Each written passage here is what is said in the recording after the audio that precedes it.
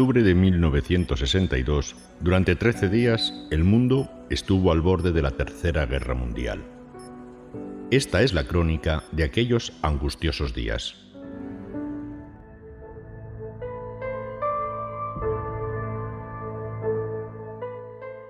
Comenzamos nuestra crónica en 1958. Entre ese año y el siguiente, la OTAN, o la NATO para los anglófonos, secretamente desplegó en Italia y Turquía misiles balísticos de alcance medio, concretamente los SM-78 Júpiter estadounidenses.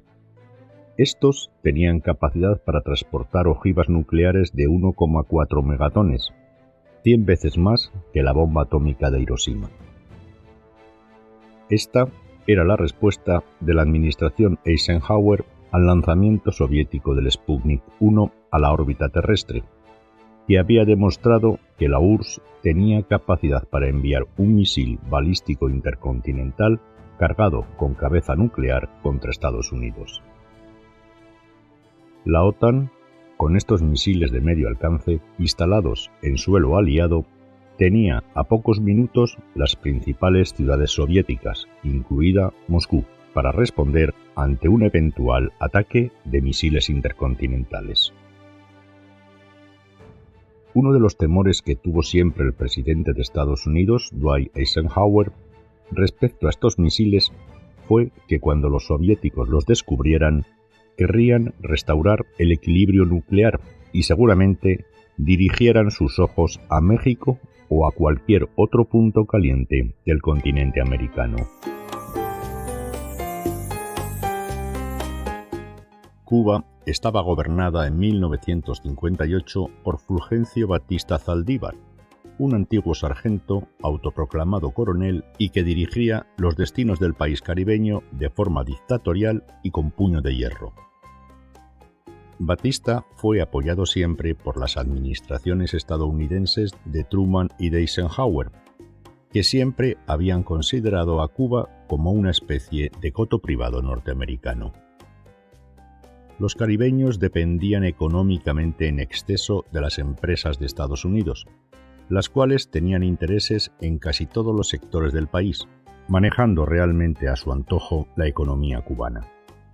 El 1 de enero de 1959, el movimiento guerrillero 26 de julio, liderado por un abogado de 33 años llamado Fidel Castro Ruiz, derrocó el régimen de Batista. Este, con todo el dinero que había amasado, huyó primero a la República Dominicana, después a Portugal, recalando al final en España, donde falleció en la Costa del Sol a los 72 años. Castro, en un principio, autodenominaba su revolución como antiimperialista y democrática, y no comunista. Pero nada más llegar al poder promovió una serie de reformas agrarias y nacionalizaciones de tierras que afectaban directamente a las empresas estadounidenses instaladas en la isla. Eisenhower, fiel a sus ideas, no iba a permitir que se dañaran los intereses que las compañías de su país tenían en Cuba. Como medida de advertencia, Estados Unidos dejó de comprar azúcar al país caribeño, un producto vital para su economía. Esta acción no sirvió de mucho, ya que las nacionalizaciones continuaban, por lo que Eisenhower estableció un embargo comercial y financiero total de Estados Unidos a Cuba. Miles de cubanos comienzan a exiliarse en Estados Unidos por temor al régimen revolucionario.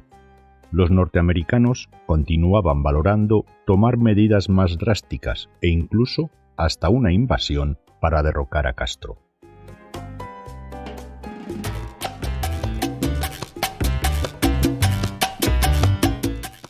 En mayo de 1960, cubanos y soviéticos establecen relaciones diplomáticas. Alexander Alexeyev, un experto en América Latina y oficial de la KGB, es nombrado agregado cultural en la embajada soviética en la isla. Este pronto se supo granjear la amistad de Raúl Castro, hermano del máximo dirigente cubano y, según algunos, verdadero ideólogo del régimen. Nikita Khrushchev o Jrushchov, como le guste a cada uno nombrar, había llegado a la jefatura soviética en 1956. Hasta entonces no le había prestado excesiva atención a Cuba, salvo aceptar la petición de La Habana para venderle el petróleo y el envío de algún técnico en refinamiento de petróleo cuando las empresas estadounidenses radicadas en la isla se negaron a refinar el petróleo ruso. Alexeyev, una vez evaluada la naturaleza del régimen cubano, convence al Kremlin de que un mayor acercamiento a Cuba puede ser beneficioso para la Unión Soviética. Eisenhower ve en el acercamiento un peligro para la expansión de las ideas revolucionarias cubanas al resto del continente americano. El 3 de enero de 1961, el antiguo general de la Segunda Guerra Mundial, 3 días antes de finalizar su mandato presidencial, rompe relaciones diplomáticas con Cuba.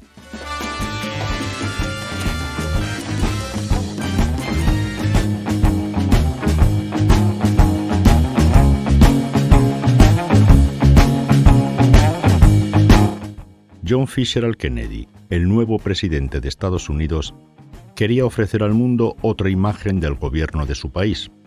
Se rodeó de juventud, antiguos universitarios, principalmente de Harvard, que desplazaron a los arcaicos consejeros de Eisenhower e incluso de Truman. Estos nuevos miembros de la administración Kennedy eran despreciados por los jefes de las Fuerzas Armadas e incluso de la CIA. Los cabeza de huevo, como les llamaban, se esforzaban sobremanera en aparentar fortaleza ante los ojos de los mastodontes de los primeros tiempos de la Guerra Fría. La administración Kennedy se encontró con un plan diseñado por la administración de Eisenhower para invadir Cuba y con ello derrocar a Castro. Lo último que necesitaba Kennedy era que su gobierno fuera visto por el mundo como el despiadado invasor de un insignificante país caribeño del puzzle de la Guerra Fría. Kennedy recibe garantías de la CIA de que la invasión será realizada por disidentes cubanos, muy similar a como se había hecho anteriormente en otros países. Estados Unidos no se vería salpicado por ningún escándalo.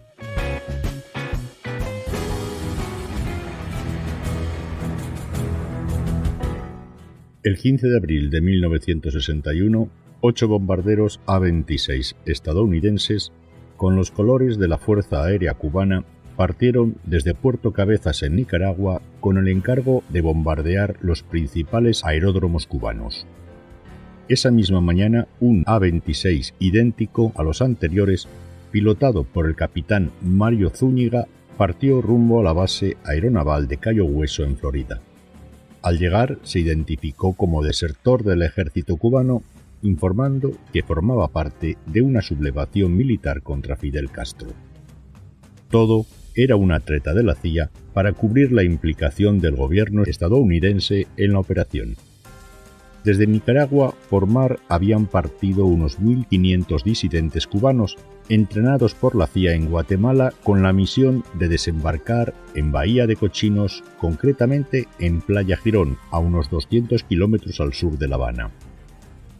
En menos de 72 horas, el ejército cubano repelió el ataque.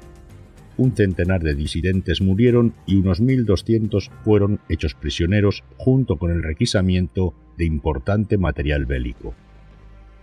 Al día siguiente, en la mañana, Fidel Castro, en una alocución en la Plaza de la Revolución, retransmitida por radio y televisión, declaró el carácter socialista y marxista de la Revolución cubana. La CIA, ante el fracaso en Bahía de Cochinos, puso en marcha la Operación Mangosta, con el fin de desestabilizar Cuba, dificultando en todo lo posible el comercio, realizando sabotajes, etc., etc. Estados Unidos seguía presionando vía diplomática. La Organización de Estados Americanos, OEA, expulsó de su seno en enero de 1962 a Cuba, pero también lo hacía de otras formas. En la primavera de 1962, unos 40.000 marines simularon en unas maniobras militares la invasión de una isla caribeña. El acercamiento de Cuba a la Unión Soviética era cada vez mayor. Castro, que temía una inminente invasión, solicitó ayuda al Kremlin, En mayo de 1962, una delegación soviética llegó a la isla para proponer la instalación en Cuba de misiles balísticos de medio alcance R-12 con carga nuclear.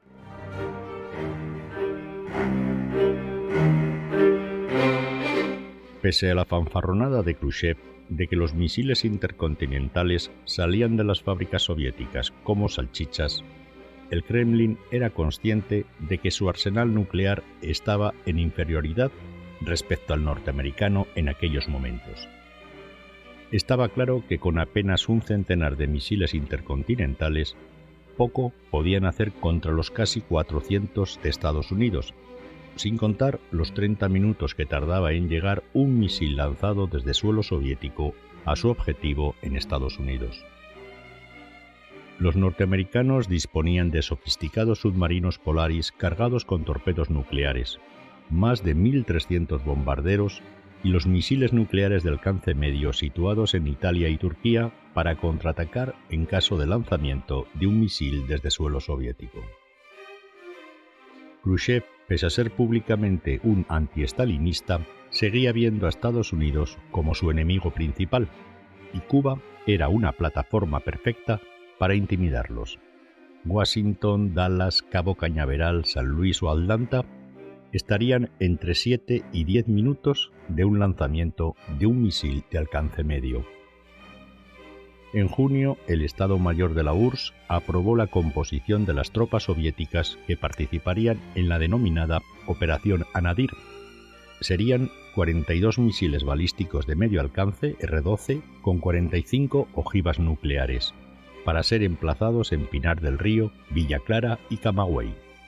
Se mandarían también 42 bombarderos Yusin IL-28, 40 cazas MiG-21, 2 divisiones de defensa antiaérea, 4 regimientos de infantería mecanizada, misiles tácticos de corto alcance y otras unidades militares, llegando el contingente a unos 47.000 soldados en total, al mando del general Isa Pliyev.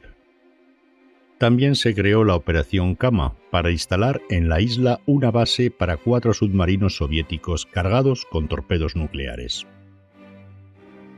A finales de junio, Raúl Castro viajó a Moscú para convencer al Kremlin de hacer público el acuerdo militar. Los soviéticos se negaron en rotundo. Según algunas biografías, como por ejemplo la de Anatoly Dobrynin, embajador soviético en Washington en esa época, Khrushchev estaba en el convencimiento de que Kennedy era demasiado blando y dubitativo en la negociación. Posiblemente, el presidente del Consejo de Ministros soviético buscaba tener una posición negociadora ventajosa con la instalación de los misiles en Cuba, en un intercambio futuro de cromos, como por ejemplo Berlín. En junio de 1962, partieron hacia Cuba los primeros barcos con el equipamiento militar oculto.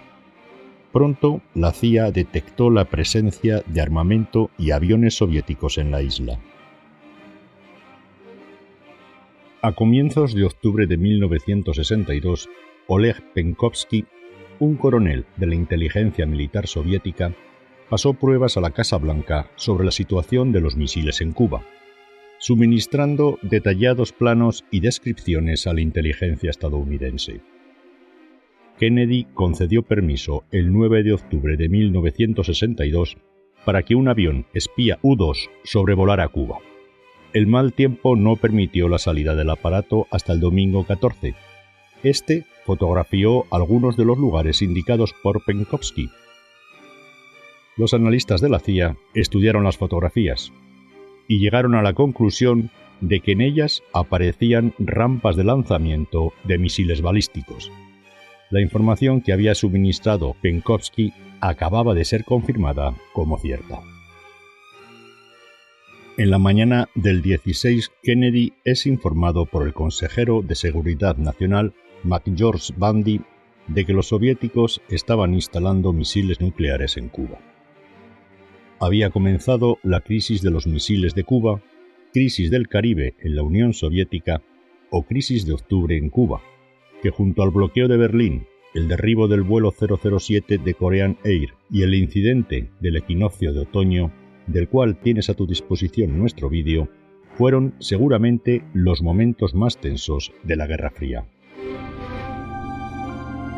De lo sucedido desde ese momento, mucho se conoce gracias a las autobiografías de Theodor Sorensen, consejero y asesor especial de Kennedy durante su presidencia, y por la del ex embajador soviético en Estados Unidos, Anatoly Dobrinin. Por Sorensen conocemos que Khrushchev había asegurado a Kennedy en agosto que las medidas militares tomadas en Cuba eran de carácter defensivo, pero sin embargo las fotos del U-2 mostraban el carácter ofensivo de estas. Comenzaron entonces las incontables reuniones. La Casa Blanca estaba obligada a dar una respuesta adecuada. El presidente no podía vacilar a los ojos de sus socios de la OTAN, pero tampoco podía tomar una medida excesivamente contundente que con seguridad no hubiera sido bien vista por gran parte de la opinión pública mundial. Kennedy, después de escuchar a los viejos halcones y a los altos cargos del Pentágono, muy beligerantes la mayoría de ellos, así como a los más diplomáticos e incluso a los que proponían no hacer nada, en la mañana del 22 de octubre tenía tomada una decisión intermedia. Se inventó una enfermedad para dejar Chicago y poner rumbo a Washington, desde donde se la comunicaría a toda la nación. El secretario de Estado, Dean Rusk, se reunió con el embajador soviético en Estados Unidos, Anatoly Dobrinin, para advertirle que Estados Unidos tomaría las medidas que creyera adecuadas para protegerse de los misiles soviéticos instalados en Cuba. Kennedy envía un mensaje a su homónimo soviético haciéndole saber que Estados Unidos no va a permitir las armas ofensivas instaladas en Cuba, exigiéndole desmantelar las bases militares y devolver todas las armas ofensivas a la URSS. Pentovsky fue detenido por la KGB después de que el agente británico doble, George Blake, descubriera la filtración. Penkovsky fue condenado por espionaje en 1963, muriendo de forma atroz, según contó Vladimir Rezun bajo el seudónimo de Víctor Suvorov. A las 7 de la tarde de ese 22 de octubre de 1962, Kennedy se dirigió a toda la nación por televisión y radio. En tono severo, informó a sus conciudadanos y al resto del mundo la existencia de misiles nucleares soviéticos en Cuba y que Estados Unidos consideraría una agresión de la Unión Soviética cualquier misil lanzado desde Cuba a cualquier nación del hemisferio occidental, imponiendo desde ese momento lo que su administración denominó como cuarentena naval y aérea sobre Cuba. Este término fue elegido premeditadamente para distinguirlo de bloqueo, el cual solo es utilizado en estado de guerra. Después del discurso, el Estado Mayor Conjunto puso a todo el ejército de Estados Unidos en DEFCON 3. De madrugada se dirige hacia Cuba un contingente naval estadounidense. Su misión, impedir la entrada a la isla a todos aquellos buques de cualquier nacionalidad que se dirigieran hacia el país caribeño, por la fuerza, si fuera necesario, reteniendo aquellos que llevasen armamento. Esta postura fue apoyada por los gobiernos occidentales y por la Organización de los Estados Americanos, OEA. La mañana del 24, Nikita Khrushchev envía un mensaje a Kennedy, indicándole que Estados Unidos no tiene derecho alguno, de acuerdo con la ley marítima internacional, a interceptar barcos soviéticos.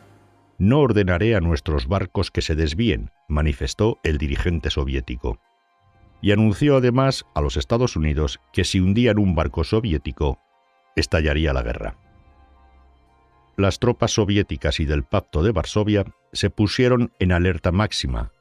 El general soviético en Cuba, Isaac Pliyev, había recibido el permiso de usar las armas sin necesidad de consultar a Moscú. Los vuelos de los U-2 indicaban que las rampas de lanzamiento estaban cerca de estar operativas al 100%. En Washington se celebraban manifestaciones a favor de solucionar el conflicto de forma militar. En las Naciones Unidas por la tarde hubo un tenso enfrentamiento entre el embajador estadounidense Stevenson y el soviético Zorin. En una reunión urgente del Consejo de Seguridad, Estados Unidos solicitó el desmantelamiento de los misiles soviéticos en Cuba, mostrando las fotografías captadas por los aviones espías de las 24 plataformas de lanzamiento. El secretario general de las Naciones Unidas, el birmano U Thant, propuso una moratoria de 3 semanas para buscar una salida negociada, propuesta que fue respaldada por Khrushchev, pero que Kennedy rechazó. Es probable que Khrushchev estuviera sorprendido de la firmeza mostrada por Estados Unidos en esta crisis, pero de lo que no había duda es que las dos partes estaban llevando al límite los nervios de su oponente, y cualquier mínimo incidente podía provocar el desastre mundial. Los ciudadanos estadounidenses compraban alocadamente provisiones. Las fuerzas de los Estados Unidos se habían puesto en DEFCON 2. El siguiente paso, DEFCON 1, sería la guerra. En Florida comenzaron a reunirse fuerzas de asalto para invadir Cuba. En la isla caribeña, 250.000 personas se preparaban para repeler una inminente invasión estadounidense. Los soviéticos instalados en Cuba disponían de misiles de corto alcance que estaban dispuestos a utilizar en caso de invasión. Muchos ciudadanos soviéticos seguramente estaban al tanto de lo que sucedía por Radio Liberty, una emisora instalada en España por la CIA, concretamente en Playa de Pals, que mandaba mensajes anticomunistas hacia Europa Oriental. Con seguridad, la población percibió que esta guerra no sería como las anteriores. El 26 de octubre, todo hacía pensar que la vía diplomática estaba muerta y solo una invasión norteamericana podría eliminar los misiles en Cuba. Por la tarde, el corresponsal de la ABC News, John Scully, informa a la Casa Blanca que un agente soviético se le había acercado, sugiriéndole que se podía llegar a un acuerdo si los Estados Unidos hacían una declaración pública renunciando a derrocar a Fidel Castro y comprometiéndose a no promover ningún ataque bélico contra Cuba. Mientras la Casa Blanca evaluaba la validez de esta oferta realizada por un canal secundario, por la noche llega un telegrama de Khrushchev que se parecía mucho a lo informado por Scully. Esa noche, Fidel Castro envía un mensaje a Khrushchev en el que le expresa que en caso de invasión de Cuba por Estados Unidos, la Unión Soviética debía realizar un ataque nuclear a una costa de que Cuba desapareciera. El sábado 27, Khrushchev envía un telegrama a Kennedy indicando que cualquier acuerdo propuesto debe incluir la eliminación de los misiles estadounidenses Júpiter en Turquía e Italia. Las negociaciones entre Washington y Moscú fueron continuas durante ese día. Por expreso deseo de Khrushchev, el gobierno cubano quedó excluido de estas, debido a su excesiva beligerancia.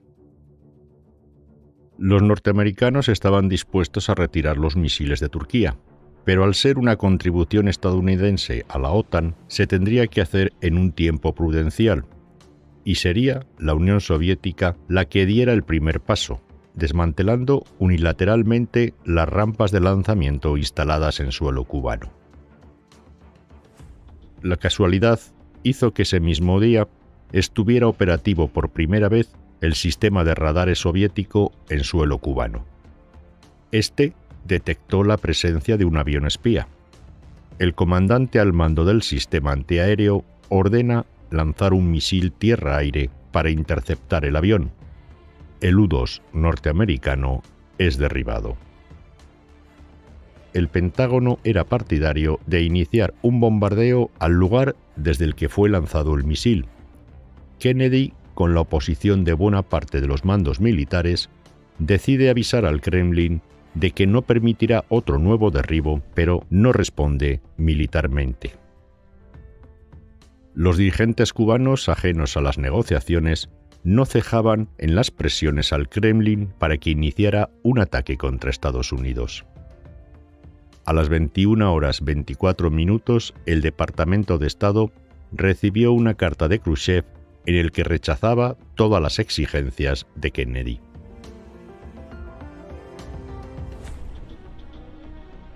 Al fiscal general de los Estados Unidos y hermano del presidente, Robert Kennedy, se le ocurrió una idea para desbloquear la situación, la cual fue aceptada por el presidente.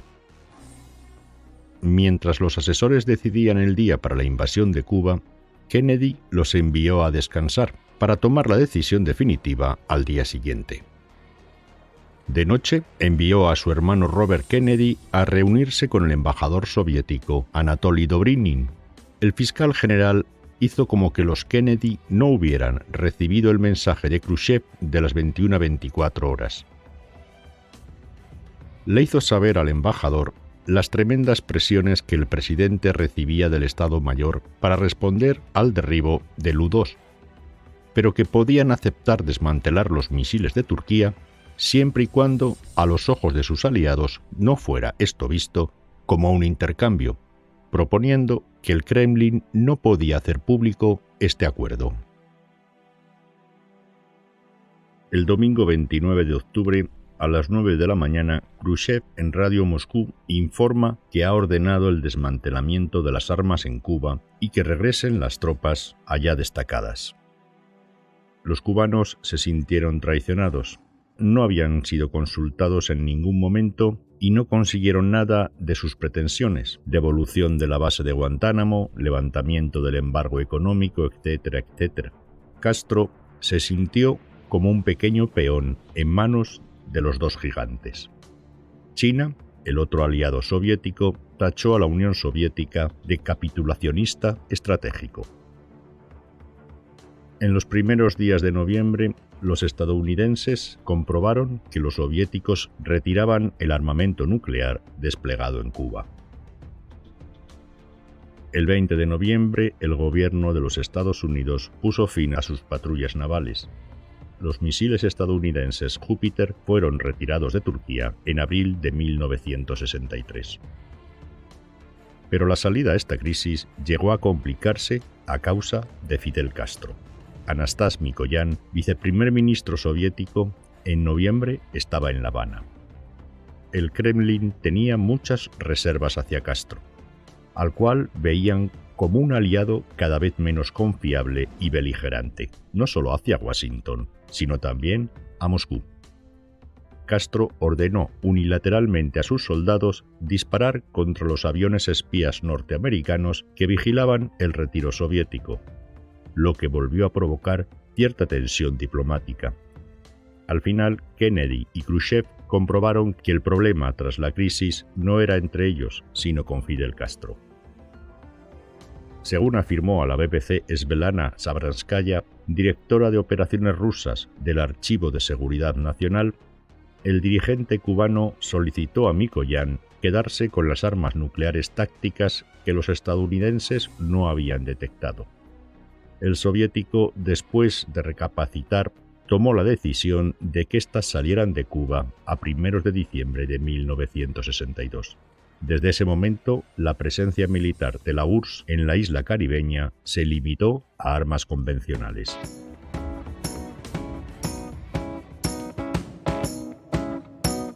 Temerosos por la amenaza de una guerra nuclear, Estados Unidos y la Unión Soviética iniciaron una etapa de distensión. El 5 de abril de 1963 se instaló el teléfono rojo, un sistema que permitía al Pentágono y al Kremlin intercambiar mensajes diplomáticos directos por escrito. También se firmaron acuerdos de control de armas nucleares. Al final, no se sabe si en esta crisis existieron vencedores y vencidos. Kennedy fue asesinado 11 meses después, oficialmente por un procastrista, y Khrushchev fue destituido como primer ministro en 1964. Los cubanos quedaron dolidos con los soviéticos y hasta finales de los 60 permanecieron resentidos. Castro se mantuvo como presidente durante más de medio siglo, fiel aliado de Moscú en los años 60 envió militares a Angola, Mozambique o Etiopía, apoyando los intereses del bloque comunista. Pero esos hechos ya corresponden a otra crónica.